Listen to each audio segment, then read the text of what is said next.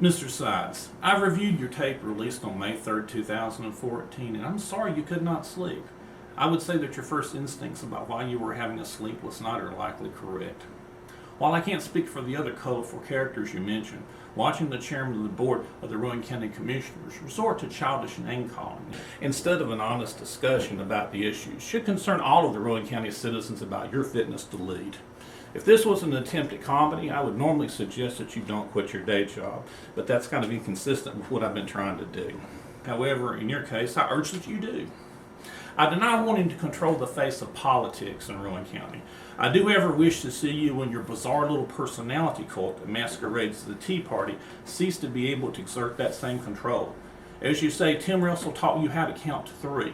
A review of the voting record at Rowan County Commission clearly shows that you control many more votes than 3, except, of course, for John Barber. You actually control the whole commission by virtue of the Tea Party, also controlled by you, and their political intimidation. You, sir, appear to be king and master of this county, and that needs to end.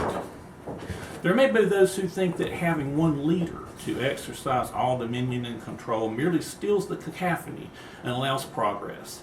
That idea is not American, and the dangers inculcate proven by World War.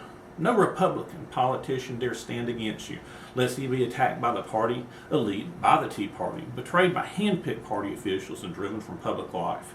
In your march to absolute political power, you've done grievous harm to the Republican Party and to your own Tea Party. Your hubris was exposed this year by the purchase of an old, nearly empty, broken-down mall with the specific intention of moving most, if not all, the county offices out of Salisbury. Of course, this huge expenditure is merely to assist you in your war on this municipality because your fish house gang has failed to subjugate it. What you and the fish house cannot control, you must surely destroy. Smaller municipalities need to beware. Your claim to be a tried and true conservative is the most humorous of your claims. What tried and true conservative, what real Tea Party, after a decade of holding the line on taxes, would suddenly move to this purchase?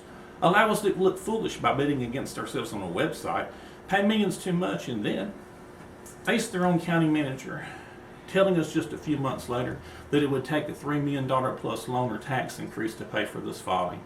Gary Page told the Post that the final cost would exceed $10 million over the course of a decade. Of course, we already have a surplus of empty county buildings on hand. Mr. Sides, the folks in this county on a fixed income can't afford to pay for your little war of total domination.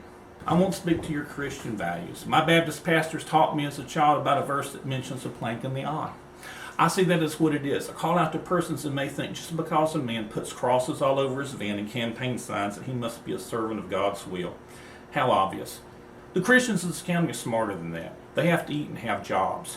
They have watched the equity value in their homes slide upside down, seen their adult children have to move away for lack of jobs, and they've looked at the internet and the paper and the television, and they know that under your dominion and control, the economy in this county just keeps sliding and sliding down.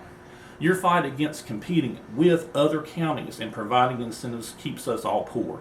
You're why we can't have nice jobs. I leave you with this thought. Law resistance started just 8 weeks ago. We may not oust you in the primary, but think of what we might be able to accomplish by November.